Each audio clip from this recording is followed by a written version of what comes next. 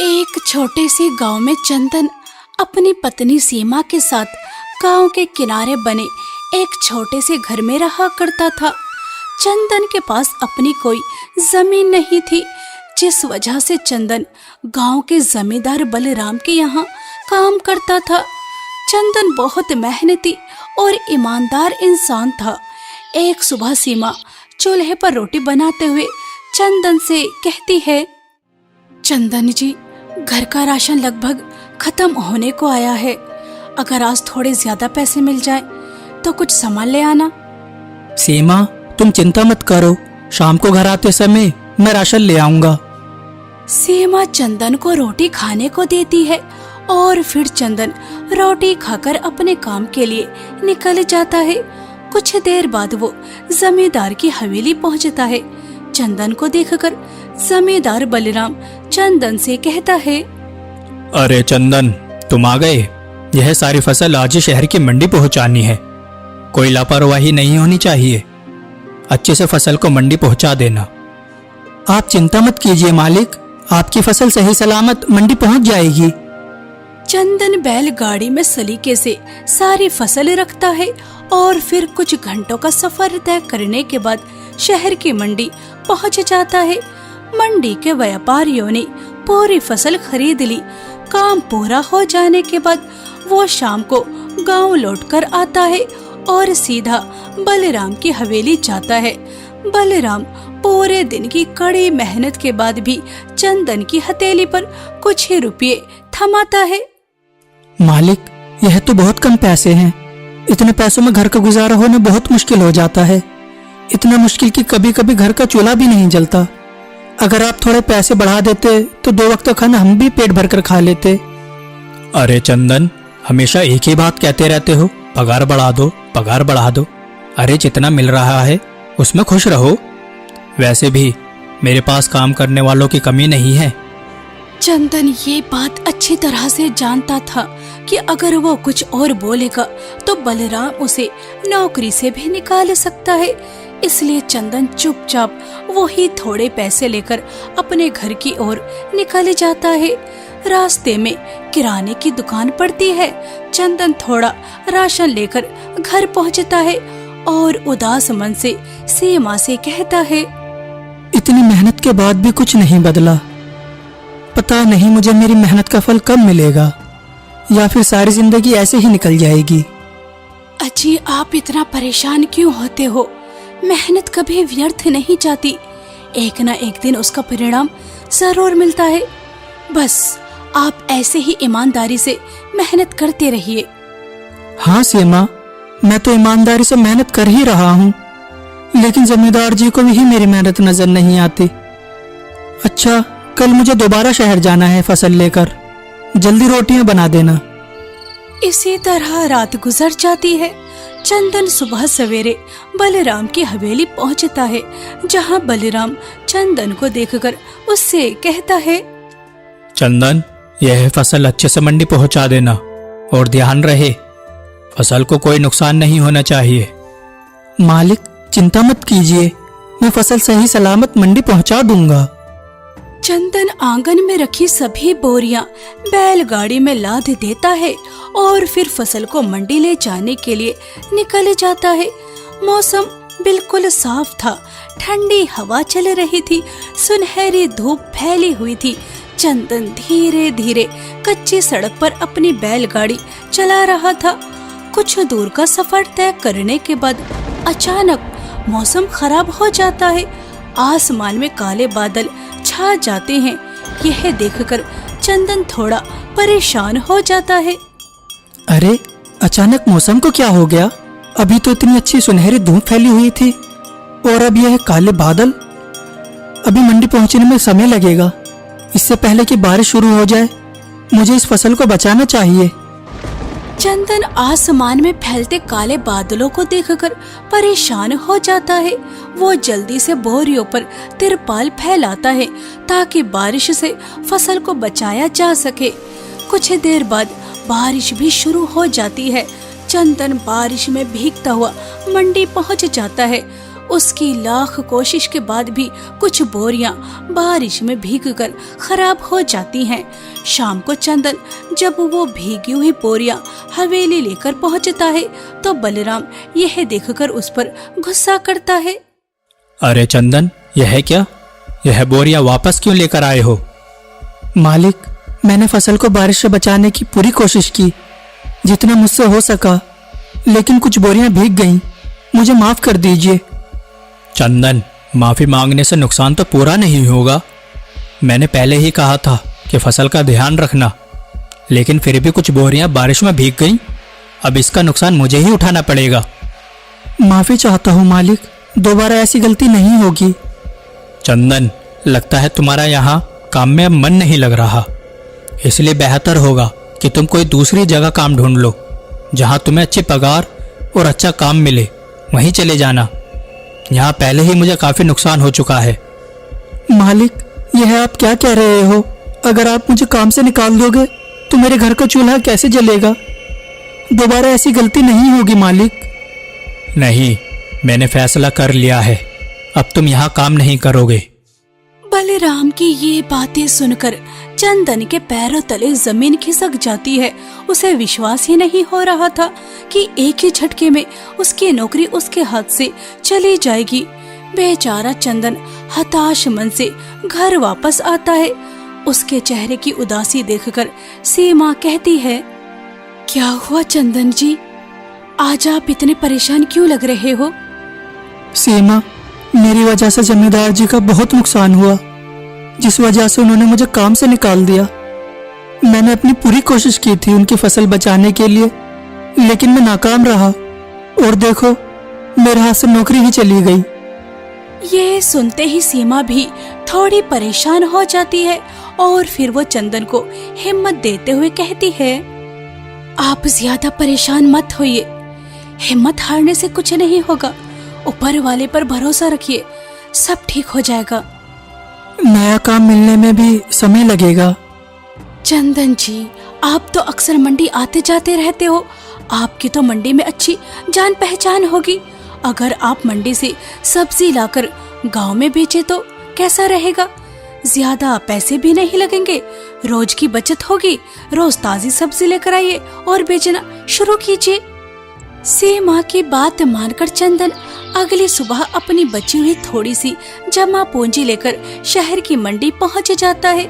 उसने सोच समझकर ताजी लौकी, टमाटर, भिंडी, बैंगन, आलू और हरी मिर्च खरीदी और सब्जियां लेकर वो गांव की गलियों में आवाज लगाने लगा, ताजी ताजी हरी हरी भिंडी ले लो, लाल लाल टमाटर ले लो, लौकी ले लो, सब्जी ले लो, ताजी ताजी सब्जी ले लो।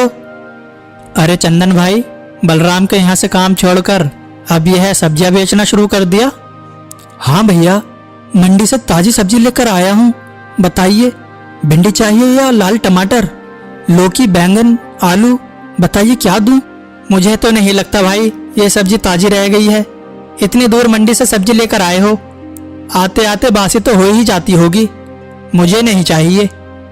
चंदन इसी तरह आवाज लगा लगा कर सब्जी बेच रहा था।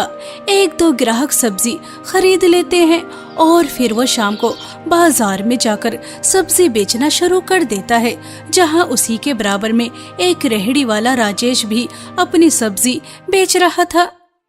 आइए आइए बहन जी, आइए आइए आइए भाई साहब, राजेश के खेत की ताजी ताजी सब्जी ले जाइए, एकदम ताजी है, ले जाइए ले जाइए, राजेश के खेत की ताजी ताजी सब्जी ले जाइए। अरे राजेश भैया, कल ही तो आपके यहाँ से बैंगन लेकर गई थी, आज बनाने बैठी तो बैंगन खराब निकले। कैसे ताजी बैंगन है आपके खेत के? अरे बहन जी, एकदम ताजी थे मेरे खेत के बैंगन, मेरे खेत के बैंगन को दोष मत दीजिए। अरे जब कल ताजी सब्जी लेकर गई थी तो कल ही बना लेने चाहिए थे, आज बनाने की क्या जरूरत थी? पता नहीं कहाँ कैसे रखा होगा, जिस वजह से बैंगन खराब हो गए, और दोष दे रही हो मेरे बैंगन को। भाई मुझे 1 किलो तोल दो। अभी देता हूँ, अभी देता हूँ। राजेश दूसरे ग्राहक को 1 किलो आलू तौल कर देता है। तभी वो ग्राहक कहता है, आलू का वजन तो कम लग रहा है। अरे भैया, एकदम पूरा है पूरा, मेरे तोल में कमी नहीं हो सकती। लाइए, दोबारा तोल देता हूँ। अरे नहीं नहीं, अगर आप कह रहे हो तो पूरे ही होंगे, बस मुझे जांचने में कमी लग रही थी।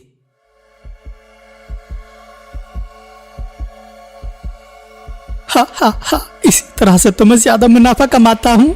कल की बासी सब्जी बीच में रखकर बेचता हूँ और तोल में भी हेरफेर करता हूँ। बस इसी तरह मेरा काम चलता रहे तो अच्छा मुनाफा कमाता रहूंगा। राजेश का गांव में अपना खेत था जिसमें वो सब्जी उगाता था। गांव के लोग यही समझते थे कि राजेश की ताजी सब्जी होती है, इसलिए वो आंख बंद करके उस पर भरोसा करते थे और इसीलिए राजेश अपनी बासी सब्जी आसानी से बेच देता था और तोल के साथ भी हेरा फेरी करता था। चंदन लगातार देख रहा था कि राजेश के पास ग्राहक आ रहे हैं, लेकिन उसके पास कोई नहीं। तभी राजेश चंदन से कहता है, अरे चंदन, गांव के लोग तुमसे सब्जी नहीं खरीदेंगे क्योंकि उन्हें तो अपने गांव के खेत की ताजी सब्जी चाहिए और तुम लाते हो बासी। अरे राजेश भैया, क्या करता, अचानक नौकरी चली गई।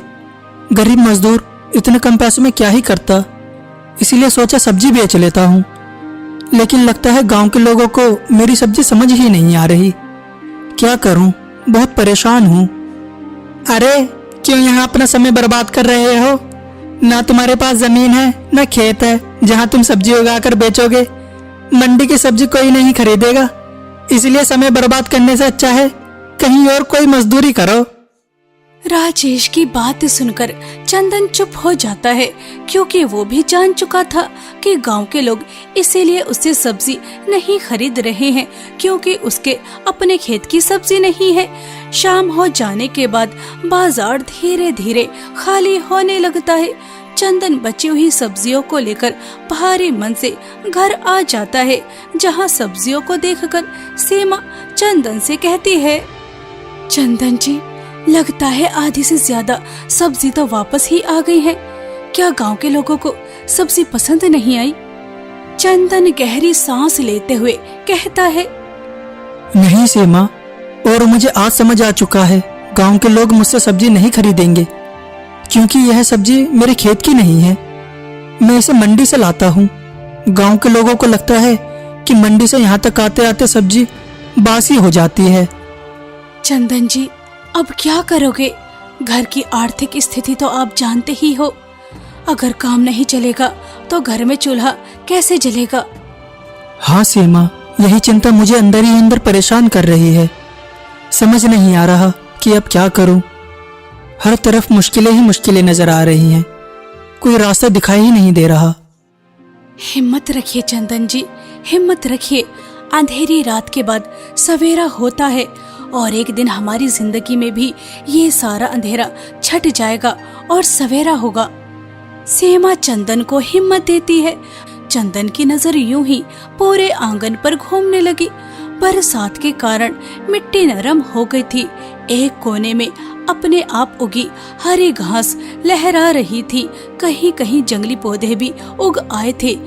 क्या देख रहे हो? सीमा, यह मिट्टी तो काफी उपजाऊ लग रही है। हाँ, बरसात के बाद यहाँ हमेशा घास जल्दी उग आती है। इतना सुनते ही चंदन के मन में एक नया उपाय आता है। उसके चेहरे पर कई दिनों बाद हल्की मुस्कान आती है।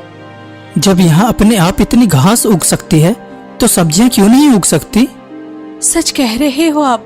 हमारा आंगन छोटा जरूर है, लेकिन खाली तो पड़ा रहता है। बिल्कुल, मेरे पास खेत नहीं है, लेकिन यह आंगन तो अपना है। अगर मैं यहाँ सब्जियाँ उगाऊं तो मुझे रोज मंडी से सब्जियाँ खरीदने की जरूरत नहीं पड़ेगी और मैं लोगों से कह सकूंगा कि यह मेरे घर के आंगन की ताजी सब्जियाँ हैं। सीमा की आंखों में भी उम्मीद लौट आती है। आप बिल्कुल ठीक कह रहे हो। अब हम अपने आंगन में ही सब्जी की खेती करेंगे। हे ऊपर वाले, तेरा लाख लाख शुक्र हमें रास्ता दिखाने के लिए। हाँ सीमा, शुरुआत में थोड़ी मेहनत जरूर करनी पड़ेगी, लेकिन अगर मेहनत रंग लाई तो यही छोटा सा आंगन हमारी जिंदगी बदल सकता है। अगले सुबह चंदन जल्दी उठ जाता है और आंगन में काम शुरू कर देता है। सीमा भी चंदन के साथ उसके काम में हाथ बटा रही थी। दोनों पति पत्नी बिना रुके मेहनत करते रहे। दोपहर तक पूरा आंगन साफ हो चुका था। देखना सीमा, एक दिन यही छोटा सा आंगन हमारी पहचान बनेगा। कुछ ही दिनों बाद चंदन और सीमा की मेहनत रंग लाने लगी। रोज दोनों ने अपने छोटे आंगन की इतनी अच्छी देखभाल की कि देखते ही देखते वहाँ चारों ओर हरियाली फैल गई। छोटा सा आंगन अब किसी खेत से कम नहीं लगता था। और फिर चंदन अपने आंगन की उगाई हुई सब्जी बाजार में बेचने जाता है। आइए आइए, ताजी ताजी भिंडी, टमाटर, बैगन, लौकी, मिर्च, धनिया ले जाइए, एकदम ताजी है। मेरे आंगन की उगी हुई ताजी सब्जियां ले जाइए। चंदन की सब्जी से एक अलग ही खुशबू आ रही थी। खुशबू और सब्जी की ताजगी देखकर एक बुजुर्ग औरत वहां आती है। सब्जी तो बिल्कुल ताजी लग रही है और खुशबू भी बहुत अच्छी आ रही है। अरे बेटा, आधा किलो भिंडी, पाव भर टमाटर और 1 किलो लौकी दे दो। अम्मा जी, एकदम ताजी हैं, मैंने अपने आंगन में ही उगाई हैं, यह लीजिए। तभी चंदन की ताजी सब्जी देखकर एक औरत भी चंदन की सब्जी खरीदने उसके पास आ पहुंचती है। अरे वाह, कितनी ताजी है, चलो 1 किलो भिंडी और आधा किलो टमाटर मुझे भी दे दो। चंदन ने ईमानदारी से पूरा वजन करके सब्जियां दे दी। तुम्हारी सब्जी भी ताजी है और तौल भी बहुत अच्छी है, अब तो मैं तुमसे ही सब्जी खरीदूंगी। चंदन के चेहरे पर कई दिनों बाद मुस्कान आई थी और वो ग्राहकों को बड़े प्यार और सम्मान से सब्जी तौल कर दे रहा था। वो बहुत ही ईमानदारी से अपना काम कर रहा था। उधर राजेश चंदन के पास जाते ग्राहकों को देखकर मन ही मन सोचता है, अरे देखो तो भाई, जिसकी सब्जी कोई देखना भी पसंद नहीं कर रहा था, आज उसकी सब्जी दोपहर तक ही सारी बिक गई। इस तरह से तो चंदन बहुत कम समय में ही ग्राहकों का मन जीत लेगा और ग्राहक उसी से सब्जी खरीदेंगे। राजेश, अगर तुझे अपनी दुकान चलानी है तो इस चंदन का कोई ना कोई बंदोबस्त करना होगा। राजेश चंदन के बढ़ते ग्राहकों से जलने लगा था। वहीं दूसरी तरफ चंदन को आज बहुत खुशी हो रही थी। उसे अपनी मेहनत सफल होती नजर आ रही थी। चंदन खुशी खुशी अपने घर लौट आता है। चंदन की खुशी देखकर सीमा चंदन से कहती है, अजी लगता है गांव वालों को आपकी सब्जी बहुत पसंद आई है, तभी तो देखिए सारी सब्जी बिक गई। हाँ सीमा, बस ऊपर वाले की कृपा है। आंगन में बहुत अच्छी सब्जी उगी है जो गांव के लोगों को बहुत पसंद आई है। बस ऊपर वाला अपनी कृपा ऐसे ही बनाए रखे। अगर ऐसे ही काम चलता रहा तो जल्द ही घर के हालात बेहतर हो जाएंगे। हाँ, बस ऊपर वाला अपनी कृपा ऐसे ही बनाए रखे और हमारे आंगन में अच्छी अच्छी ताजी ताजी सब्जी की खेती होती रहे और हमारा गुजारा अच्छे से होता रहे। अगले कुछ दिनों में धीरे धीरे पूरे गांव में चंदन की सब्जियों की चर्चा होने लगी। अरे भाई, चंदन के आंगन की सब्जी जैसी ताजगी कहीं और नहीं मिलती। धीरे धीरे चंदन के ग्राहक बढ़ते गए। दूसरी तरफ राजेश की दुकान पर पहले जैसी भीड़ नहीं लगती थी। लोग अब उसकी सब्जियों को ध्यान से देखने लगे थे। एक दिन एक ग्राहक ने राजेश से कहा, राजेश, परसों तुम्हारी लौकी अंदर से पूरी खराब निकली थी, अब हम चंदन से ही सब्जी लेंगे। और तुम्हारे तोल में भी झोल होता है, चंदन तो हमेशा पूरा वजन देता है। ये सुनते ही राजेश के चेहरे का रंग उड़ गया। अब गांव वालों को उसकी चालाकियां समझ आने लगी थी। पहले जो लोग आंख बंद करके उस पर भरोसा करते थे, अब वही उसकी दुकान छोड़कर चंदन के पास जाने लगे। राजेश मन ही मन सोचने लगा, यह सब उस चंदन की वजह से हो रहा है। जब से उसने आंगन में सब्जी उगानी शुरू की है, मेरा काम चौपट होने लगा है। अगर यही चलता रहा तो मेरे ग्राहक पूरी तरह से छिन जाएंगे। मुझे जल्द ही कुछ करना होगा। चंदन अच्छी सब्जी देता था, जिस वजह से गांव के लोगों की सब्जी खराब नहीं होती थी और उसकी तौल भी अच्छी थी, जिस वजह से आसानी से राजेश की चालाकियां गांव वालों के सामने आ जाती हैं और वह उससे सब्जी खरीदना ना के बराबर कर देते हैं। अब राजेश एक योजना बनाता है। अगर सब्जी ही नहीं बचेगी तो बेचने क्या आएगा? मुझे उसके आंगन की फसल ही खराब करनी होगी। बस फिर क्या था, एक रात अंधेरे का फायदा उठाकर राजेश खूंटे से बंधी चंदन की बकरी को खोल देता है और उसे उसके आंगन में छोड़ देता है और ये देखकर वो बहुत खुश होता है। सुबह जब चंदन अपनी सब्जियां देखेगा तब उसकी सारी खुशी गायब हो जाएगी। इतना सोचकर वो खुशी खुशी वहाँ से लौट जाता है। सुबह जब चंदन आंगन में पहुँचता है तो उसके पैरों तले जमीन खिसक गई। अरे यह किसने कर दिया? मेरी इतनी सारी सब्जियां, सारे पौधे टूट गए। यह तो हमारी बकरी है, लेकिन इसे तो मैंने बहुत अच्छे से ध्यान से इसकी जगह बांधा था और इसे चारा भी खिलाया था, फिर ये आंगन में कैसे पहुंची? हाँ, मुझे याद है कि तुमने इसे चारा खिलाने के बाद अच्छी तरह से बांधा था। यह अपने आप तो यहाँ नहीं आ सकती, तो फिर यह आंगन में कैसे आई? चंदन जी, लगता है कोई है जो नहीं चाहता कि आप आंगन में सब्जियों की खेती करें, इसलिए वो आपकी सब्जियां खराब करना चाहता है। लेकिन वो कौन हो सकता है? लगता तो मुझे भी ऐसा ही है, लेकिन मेरे साथ ऐसा कौन कर सकता है? मैंने तो कभी किसी के साथ बुरा नहीं किया। चंदन इसी सोच में था कि आखिर उसके साथ ये सब कौन कर सकता है। तभी चंदन की नजर उसके आंगन में पड़ी एक चप्पल पर जाती है और चप्पल को देखते ही चंदन के सामने पूरी तस्वीर साफ हो जाती है कि ये सब किसने किया। चंदन वो चप्पल लेकर तुरंत राजेश के पास जाता है। राजेश भाई, मैंने तो आपका कभी बुरा नहीं चाहा, तो फिर आप मेरे साथ ऐसा कैसे कर सकते हैं? आप इस हद तक जा सकते हैं, मैं कभी सोच भी नहीं सकता। मैं ईमानदारी और मेहनत से अपना काम कर रहा था और आप मेरी मेहनत को इस तरह बर्बाद कर देंगे, मैंने कभी नहीं सोचा था। अरे, जब से तुम बाजार में सब्जी बेचने आए हो, गांव वालों को मेरे ऊपर शक होने लगा है। वे मुझसे सब्जी नहीं खरीदते। तुम्हारी ताजी सब्जी और अच्छी तोल की इतनी प्रशंसा करते हैं कि मैं थोड़ी झोल भी करता हूँ तो वह मुझे पकड़ लेते हैं। राजेश भाई, मैं तो मेहनत और ईमानदारी से काम कर रहा था। अगर आपके मन में खोट न होता, आप भी ईमानदारी से काम कर रहे होते, तो गांव वाले आप पर हमेशा भरोसा करते और आपके ग्राहक आपसे ही सब्जी खरीदते। यह सब आपकी वजह से हुआ, ना कि मेरे आंगन की सब्जी की वजह से। अब फैसला पंचायत में होगा। चंदन मुखिया जी के पास जाता है और फिर गांव में पंचायत बुलाई जाती है। चंदन एक एक करके सारी बात पंचायत में बताता है, जिसे सुनकर मुखिया जी कहते हैं, राजेश, तुम अपने फायदे के लिए भला किसी का नुकसान कैसे कर सकते हो? मुखिया जी, राजेश तो पहले से ही तोल में गड़बड़ी करता था, ऊपर से ताजी सब्जियों के नाम पर बासी सब्जियां भी बेचता था। आज की सच्चाई सबके सामने आ गई है। राजेश, पंचायत का फैसला है कि तुमने चंदन की फसल खराब की है, उसका पूरा नुकसान तुम भरोगे। इसके अलावा आज से अगर किसी ने भी तुम्हें तोल में गड़बड़ी करते या बासी सब्जियां बेचते हुए देखा तो गांव के बाजार में तुम्हें सब्जी बेचने की अनुमति नहीं मिलेगी। ये सुनकर राजेश की आंखें झुक गई। उसे अपनी गलती का एहसास हो चुका था।